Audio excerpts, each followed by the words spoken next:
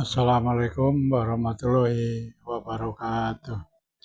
Saudara-saudara sekalian, ini ada peristiwa yang sangat-sangat mengerikan ya. Ternyata kaum Balawi atau Habib-Habib imigran Yaman yang di Indonesia dan kaum-kaumnya itu sampai hari ini belum mengakui bahwa Indonesia merdeka. Mereka tidak mengakui Indonesia sudah merdeka sampai hari ini. Makanya jangan heran kalau ternyata status warga negaraan mereka itu, Habib-Habib imigran Yaman, itu ilegal dan belum WNI sampai hari ini. Mereka masih warga negara asing karena tidak atau belum mengakui status kemerdekaan Indonesia dari tahun 45 sampai hari ini. Ini ya, sangat kurang ajar sekali, sangat arogan, sangat sombong, sifatnya kayak iblis ya. Sedangkan orang-orang Tionghoa pada saat itu diminta untuk mendaftarkan status warga negaraan, mereka berbondong-bondong mendaftarkan. Nah ini si iblis-iblis dari Yaman nggak mau, karena mereka merasa terbuat dari api, sedangkan kita semua terbuat dari tanah, itu persis iblis lah pokoknya. Untuk itu ayo kita lihat sidang MK yang sudah dilaksanakan atas tuntutan warga negara Indonesia ini. Di sidang pertama tadi, Kang Mas. Jadi gini, ada satu argumen dari hakim untuk membuat contoh. Nah, saya membuat contoh, kenapa ini harus equal terhadap semua warga negara. Saya bilang bahwa ada warga negara keturunan Tionghoa yang pada awal-awal kemerdekaan, bahkan sampai tahun 80-an, dikejar-kejar aparat agar mengakui atau pulang. Nah, kenapa warga negara Arab itu tidak?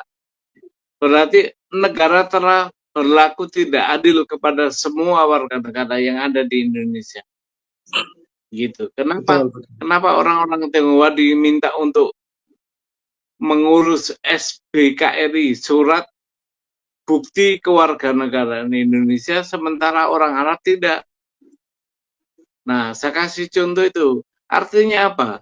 Semua peranakan itu harus mengurus kepada kewarganegaraannya. Nah, peranakan itu siapa aja? Saya jelaskan. Saya tidak mengambil di apa istilahnya dokumen yang bukan negara punya, tapi dokumen negara berupa apa? Penjelasan Undang-Undang Dasar yang dibuat oleh Mr. Supomo, yaitu penjelasan pasal 26 ayat 1 itu, bahwa yang dapat menjadi warga negara itu peranakan. Disebut di situ ada peranakan Belanda, ada peranakan India, ada peranakan Tionghoa, ada peranakan Arab. Artinya apa? Memang harus dia yang menjadi sasaran undang-undang kewarganegaraan untuk menjadi warga negara. Karena gini, orang Arab ini ditunggu sejak tahun 1946. Itu sudah ada undang-undang kewarganegaraan. Nah, orang-orang Arab, orang-orang peranakan terutama itu dikasih kesempatan untuk mengakui kemerdekaan atau kekuasaan negara kita. Tapi diperpanjang sampai tahun 58. Undang-undang kewarganegaraan nomor 62 itu juga belum mengakui itu orang-orang Arab, tapi orang-orang warga Cina, warga Tionghoa rata-rata mengakui kemerdekaan sehingga dia mengurus sebagai warga negara Indonesia. Jadi ditunda dari tahun 47 sampai 58, itu pun orang Arab tidak peduli dengan kewarganegaraan itu, karena memang dia tidak mengakui kemerdekaan Indonesia. Dia ingin menjadi warga kelas 2 saja itu. Oke, baik. Masalahnya. Sebelum melangkah ke prejudis prasangka bahwa mereka tidak mengakui kewarganegaraan, artinya secara real bahwa ini telah terjadi suatu diskriminasi di mana untuk warga negara peranakan Cina ternyata mereka berbondong-bondong mereka mengajukan kewarganegaraan. Itu yang pertama, patut dicatat. Bahkan ada semacam praktik untuk memaksa kalau nggak mau dipulangkan ke RRC sana, kan begitu. Atau kenapa kok urusan ya kenapa kok kemudian dipersulit untuk urusan usaha atau urusan apapun, kan begitu. Iya, ya. Urusan apa administrasinya dipersulit. Oke. Tapi kenapa kok kemudian pemerintah Republik Indonesia pada saat itu kok begitu permisif kepada orang-orang peranakan keturunan Arab? Kira-kira menurut panjenengan kenapa? Ya, praduga nih ya. Karena memang seagama mayoritas kita. Jadi permisif mereka. Dasar agama juga dibawa sama dia. Berarti karena apa? Berarti karena seagama, artinya karena mereka ini para imigran Arab ini yang dari Yaman ya terutama ya, itu dianggap seagama dengan pemeluk agama mayoritas yaitu Islam, sehingga mereka seolah-olah mendapatkan kelonggaran, dan kalau menurut saya bukan kelonggaran, ini pembiaran dan keteledoran sebenarnya. Iya. Kan begitu. Karena diskriminasinya ini parah ini. Kenapa Cina ditekan, yang Arab dibiarkan? Kan begitu. Lah, itu. Ini tidak boleh dibiarkan lagi. Hukum tidak boleh tumpul ke atas, tajam ke bawah. Termasuk juga tumpul kepada mayoritas, tajam kepada minoritas. Di mata hukum semuanya sama, kan begitu. Siapapun itu harus sama, kan begitu. Jadi, artinya di dalam masalah kewarganegaraan ini, kepada mereka-mereka seluruh peranakan dari etnis asing harus sama pula perlakuannya. Ini kalau kita mau menerapkan Bhinneka Tunggal Ika, mau menerapkan kesetaraan, mau menerapkan tertib hukum yang benar, kan begitu Kang Mas? Kalau menurut kami seperti itu. Negara tidak boleh memihak kepada satu karena agama. Itu bahaya. Setuju.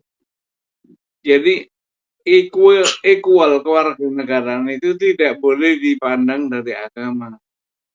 Itu akan berbahaya. Sekarang kita balik, coba ke umat Islam yang minoritas, apa bahayanya kita? Apa nggak bahaya kita? Ya.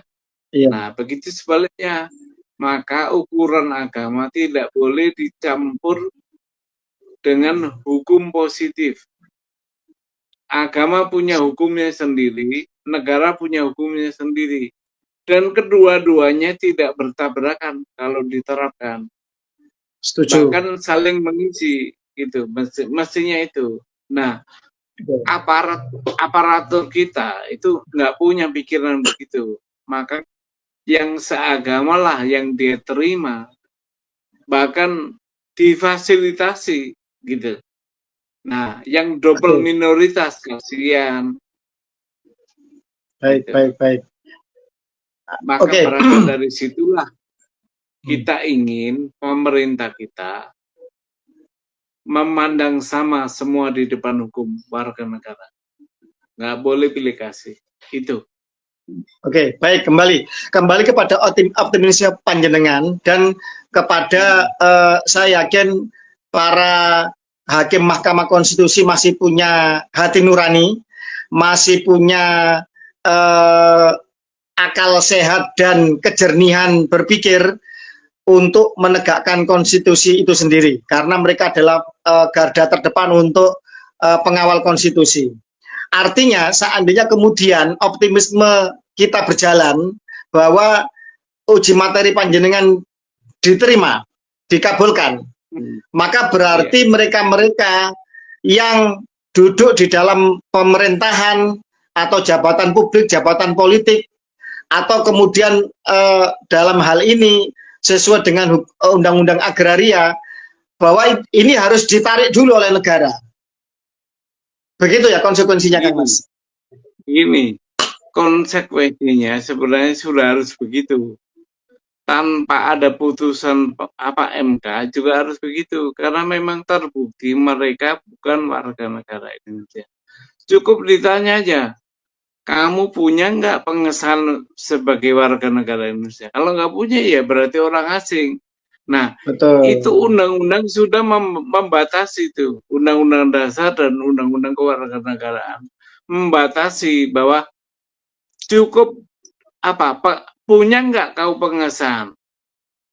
Nah, kalau nggak punya, kan tanpa MK pun nggak apa-apa. Tapi gini loh, pemerintah kita kalau tidak ada putusan begini, itu AB mengabaikan Nah, itu semua. Nyatanya mereka mm. yang terbukti orang asing bisa menjadi calon presiden loh. Itu puncak untung itu nggak ketolongan tuh. Iya betul, Nah, puncak ketololan ya. gitu. Iya, Keteledoran dan ketololan. Artinya gini, sebenarnya tanpa langkah hukum uji materi ini, sebenarnya baik dari konstitusi maupun perundangan di bawahnya, ini sebenarnya secara otomatis mereka ini sebenarnya telah terbukti nyata-nyata dan sah bukan warga negara Indonesia sebenarnya, kan begitu. Cuma betul. Hmm. cuma diperlukan langkah-langkah hukum untuk kemudian bisa menegaskan dan membuat melek semua mata anak bangsa Iya, kita ini, kan begitu. iya. Misalkan Mestinya gini begitu. Kang Mas, misalkan gini, ada seorang Habib misalkan punya tanah atau aset Hmm. atau SHM, Iya, panjenengan berani untuk iya. menggugat bahwa dia tidak berhak atau gugur kepemilikannya. Iya, akan saya buktikan itu di pengadilan kalau ada. Bahwa apa Oke, yang baik. dia miliki hak atas tanah SHM itu harus gugur. Gampang aja itu nanti kalau di pengadilan buktikan bahwa kamu adalah warga negara Indonesia. Nah, Baik, kan baik, baik, muncul itu bukti. Karena baik. gini, ini beda dengan pergulatan soal nasab. Kalau warga negara ini masih kontemporer, masih kekinian, masih bisa dijangkau, masih banyak yang hidup, undang-undangnya masih berlaku. Jadi kalau nasab itu udah puluhan ribuan tahun, jadi bisa berkelit. Tapi kalau ini nggak bisa berkelit Betul, mereka. betul, betul, betul. Karena apa? Baik, Nenek moyangnya baru berketurunan baru 3 generasi paling ya betul, 4 betul. lah generasi. Bahkan ada yang generasi awal mungkin. Ya, Nah, baik. undang-undang Saya kita sepakat masih itu. berlaku. Saya sepakat itu. Artinya gini, ketika mereka, saya dalam tanda kutip ya, klan Ba'alwi yang mengaku cucu Nabi ini, itu dipertanyakan nasabnya, perdebatannya adalah perdebatan yang panjang dari kitab yang seribu tahun lebih, kan begitu. Kita cari di Betul. abad-abad awal hingga ke sekarang pembuktiannya. Juga masih harus dengan sampling tes DNA, kan begitu. Iya. Orang Arab bagaimana, yang kemudian keturunan Ismail bagaimana, keturunan Ishak bagaimana, orang Quraisy bagaimana, Hasan Hussein bagaimana. Artinya butuh pembuktian yang harus komprehensif dan begitu luas cakupannya. Tetapi untuk membuktikan bahwa mereka bukan warga negara Indonesia dan mereka sebenarnya tidak berhak untuk menduduki jabatan publik atau memiliki aset-aset dan mendirikan organisasi di dalam ruang lingkup Negara Kesatuan Republik Indonesia berdasarkan konstitusi dan perundangan di bawahnya adalah sangat mudah sebenarnya. Karena mereka baru datang sekitar 3-4 generasi di Nusantara. Begitu, maksud panjenengan. Iya. Gini, batasan kita adalah kemerdekaan. Waktu merdeka, dia menjadi warga negara mana? Kalau dia menjadi jadi orang asing, bukan warga negara Indonesia, maka dia harus mengurus pengesahan sebagai warga negara. Nah, itu masih kejangkau. Nenek kita, kakek kita masih hidup itu, masih menyaksikan itu. Jadi gini, saya tegaskan lagi, tanpa putusan MK, mereka orang-orang bangsa lain yang tidak memiliki pengesahan sebagai WNI dan ikut dalam pemerintahan itu gampang membuktikan. Cukup kita tanya aja, adakah pengesahan? Kalau ada pengesahan, kita cek, ada nggak tercatat di lembaran negara? Karena gini, pengesahan sebagai WNI itu dicatat dalam buku negara, buku lembaran negara. Jadi gampang Setuju. untuk ngeceknya. Oke. Iya. Baik, Gitu, baik. ya. Parameternya gampang. Pertama, mereka baru datang di Nusantara, ya, datuknya. Iya. Yang kedua, ketika Indonesia merdeka, mereka sebagai orang asing punya nggak pengesahan atau pernah nggak mengajukan pengesahan? Itu yang kedua.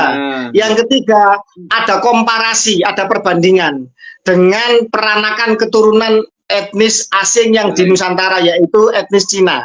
Ternyata mereka berbondong-bondong pernah mengajukan kewarganegaraan, tapi Betul. imigran Yaman dalam tanda kutip wabil khusus klan Habib Alwi ini yang sekarang merasa paling mulia, paling rasis, itu ternyata tidak pernah, mayoritas tidak pernah mengajukan kewarganegaraan.